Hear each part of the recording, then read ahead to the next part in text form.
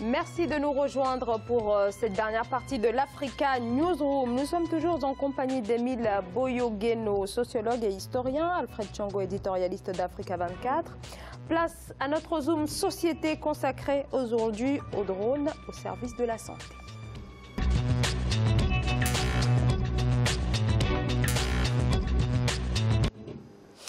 L'Afrique devient de plus en plus un terrain d'expérimentation des drones, utilisation notamment dans le domaine de la santé comme au Malawi. Ils sont actuellement utilisés pour identifier les zones touchées par l'épidémie de choléra qui a fait au moins 4 victimes depuis le mois de novembre. Les drones, une nouvelle approche de haute technologie afin de mieux cibler les efforts d'intervention. C'est un sujet de Corinne Camdem.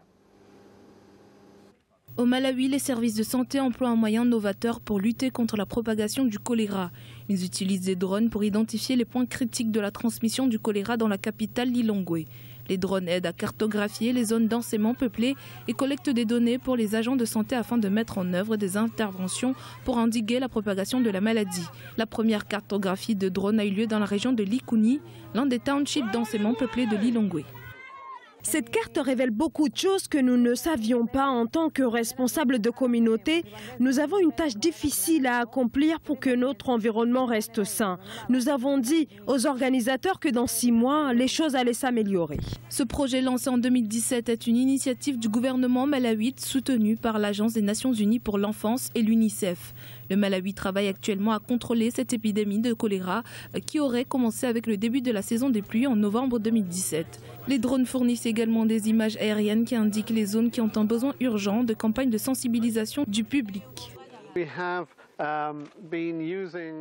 Avant, on utilisait des tableaux et les murs pour dessiner les cartes. Ça fonctionne, mais ça ne vous donne pas le même type de contact avec les gens. Quand ils voient quelque chose de semblable imprimé, ils sont stupéfaits. Ça permet aux gens d'être réactifs et de se dire « Non, on doit faire quelque chose. Il faut qu'on fasse quelque chose, on le voit très clairement sur cette image. »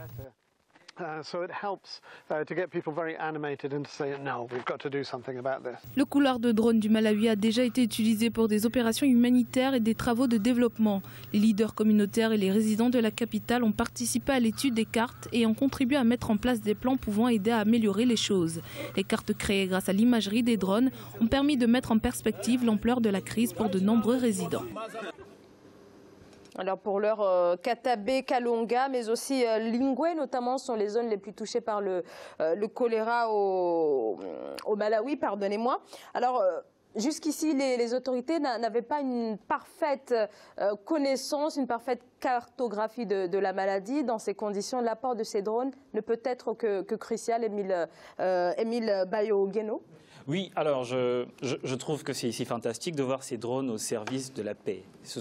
À l'origine, ce sont des armes qui sont supposées ôter la vie, qui sont désormais au service de la vie, finalement.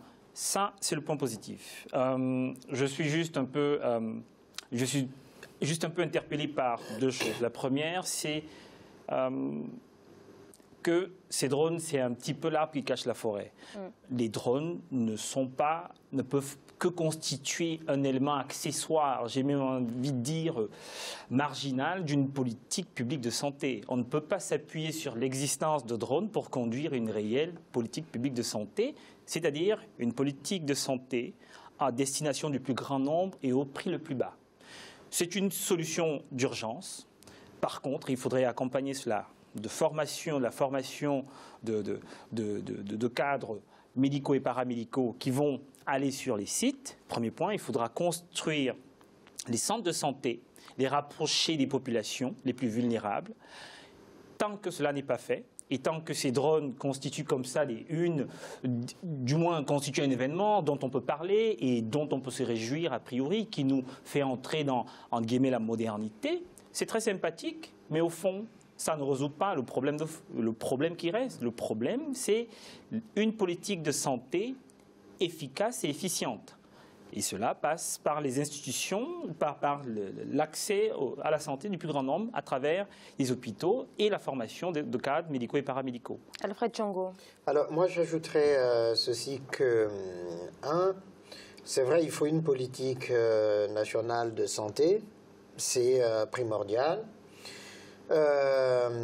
Sauf que là, dans le cas du choléra, c'est l'urgence bien sûr, mais la difficulté d'atteindre justement les zones dans l'arrière-pays est telle qu'il fallait recourir là pour la circonstance aux drones. Parce que avec les motos, les voitures, avec la pluie et tout ça, du coup, embourbement, ça mettait beaucoup trop de temps. Oui. Ça nous amène à un autre point, c'est-à-dire évidemment les équipements, les infrastructures.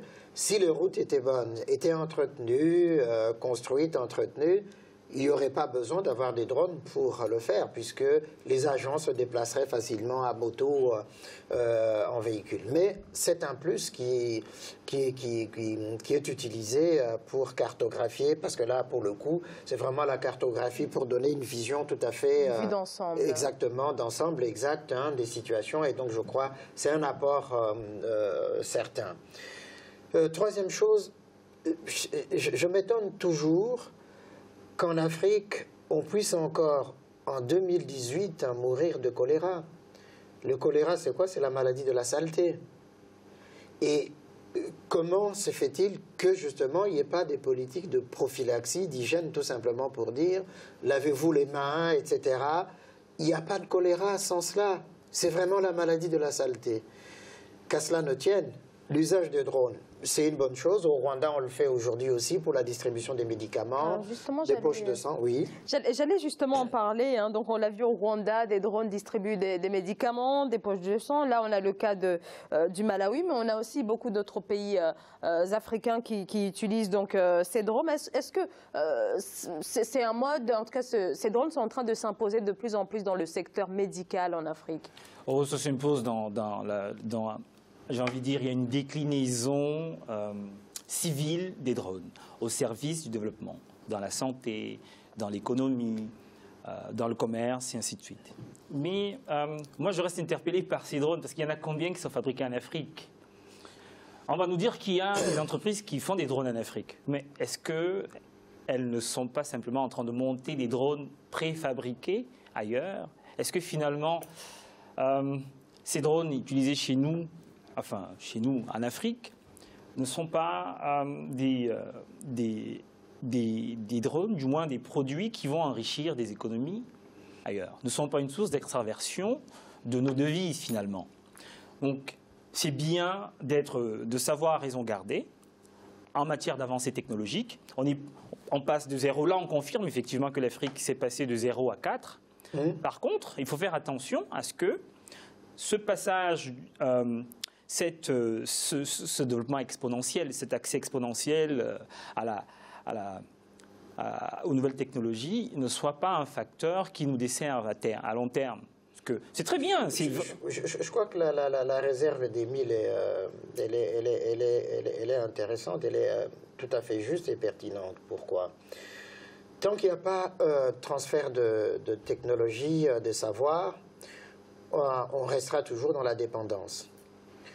Et la dépendance, c'est la domination par l'étranger qui détient justement les secrets de ces technologies et qui s'enrichit sur notre dos. C'est vrai, on peut se réjouir que ça permet circonstanciellement, de sauver des vies, exactement, oui. Ça permet de sauver des vies, de transporter plus vite que la moto, etc. Bon, on le voit aussi aux États-Unis, c'est pratiqué beaucoup. On a parlé des GAFA ici, qui utilisent justement pour délivrer des marchandises, des colis, etc. Parce que ça court-circuite, ça fait gagner beaucoup de temps. Mais effectivement, il faut que nous nous approprions nous-mêmes ces technologies-là, que nous les mettions au service de nos économies. C'est vrai que nous passons vraiment de la phase 0 à la phase 4 du développement du numérique, mais entre ces deux phases-là, il y a toute une série de choses qui doivent être faites, qu'on ne fait pas concrètement. Ou comme il faut. Exactement, et qui auraient pu permettre justement de favoriser le développement. Nous parlions de la Centrafrique et de la guerre. Mais vous pensez bien que s'il y avait développement de l'économie, l'industrie de transformation, de production des ressources alimentaires et des choses comme ça sur place à Bangui, vous pensez qu'il y aurait de la guerre en Centrafrique? C'est-à-dire que l'Afrique va trop vite, ce qui n'est pas une mauvaise chose, en tout cas dans le numérique, Mais de l'autre côté, il y a beaucoup de fragilité, beaucoup de vulnérabilité qui font que nous sommes toujours dépendants. Oui, et c'est paradoxal, effectivement. On a des drones, mais il y a des gens qui ne savent pas se laver les mains. Des gens qui n'y pensent pas. Et du moins, on a oublié de dire aux gens, écoutez, voici le savon, voici les règles d'hygiène de base. Donc, on a des drones, on sait utiliser des moyens technologiques à la pointe. Mais la campagne de sensibilisation, en tout cas, ne se fait pas. On ne sait pas faire des choses basiques. On ne sait pas. On a oublié d'apprendre les choses basiques, le b.a.-ba. Ce sont des choses qu'on apprend dès la prime enfance. Oui. Et ça, Enfin, je suis toujours très déçu par ce type d'annonce parce que c'est vraiment, c'est très beau et on voit ce beau monsieur qui a l'air, qui se complaît et qui se délecte comme ça devant une caméra en nous disant sa capacité à cartographier le choléra. Mais il ne nous dit pas sa capacité après l'avoir cartographié. Qu'est-ce qu'ils font? Nous, on veut voir, on veut savoir. C'est très bien de venir et de jouer le héros comme ça, là. Mais, excusez-moi, c'est peut-être mon coup de gueule de ce soir, mais moi, j'ai besoin des choses concrètes. Quand on a fini de cartographier le choléra, comment est-ce qu'on le soigne? Est-ce que c'est toujours par les drones qu'on envoie les règles d'hygiène et de santé? Enfin, comment est-ce qu'on le soigne? Donc,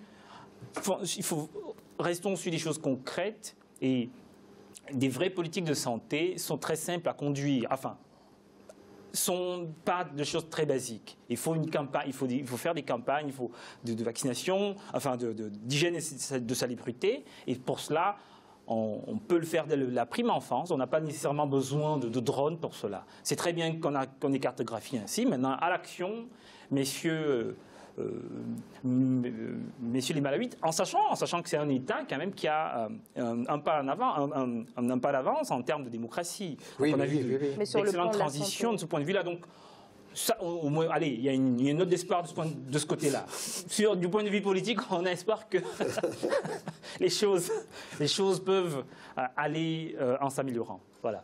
Alors peut-être sur le point politique, oui, mais alors au niveau de la santé, le Malawi souffre encore de bien des maux. Et donc en cela, les drones, vraiment, quels pourraient être les drones à ce niveau-là? On sait que le pays est exposé au VIH, donc là, il y a aussi beaucoup de choses à faire, peut-être un accompagnement en parallèle de ces drones. Ce qu'on a dit, c'est qu'effectivement, cartographier, c'est très bien. Hein. Ça permet d'avoir une vision justement juste, pertinente, réelle de la situation d'un quartier, d'une ville, d'un pays à l'instant T.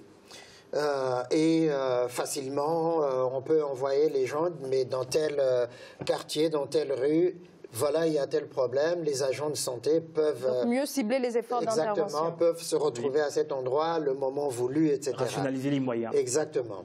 Mais il faut en plus de cela, justement, aller vraiment dans l'information sanitaire basique. Parce que ça manque beaucoup. Ce n'est pas seulement le cas du Malawi, en RD Congo. Tout récemment, il y a eu aussi le choléra à Kinshasa. Il y a parfois comme ça des crises qui arrivent. Parce que justement, il n'y a pas cette information-là pour dire l'hygiène de base, se laver les mains avec du savon simplement. Ebola a tué beaucoup de monde. Sierra Leone, Libéria, Guinée, il y a quelques années, s'il y avait eu l'information pour dire il ne faut pas toucher ceci, il ne faut pas manger ça, etc., on n'en serait pas arrivé là. Mais qu'à cela ne tienne, c'est un pas en avant, mais il faut encore utiliser les moyens traditionnels justement d'information et de renseignement. Merci beaucoup à tous les deux d'avoir participé à ce débat. Émile Boyogueno, je rappelle que vous êtes sociologue et historien. Merci d'avoir accepté notre invitation. Alfred Tchongo, éditorialiste, merci d'avoir été là. C'était un ravissement de vous retrouver autour de ce plateau. Et puis à mes très chères téléspectatrices, merci aussi de leur accueil bienveillant. Et merci à vous de nous avoir suivis. À demain, très bonne soirée.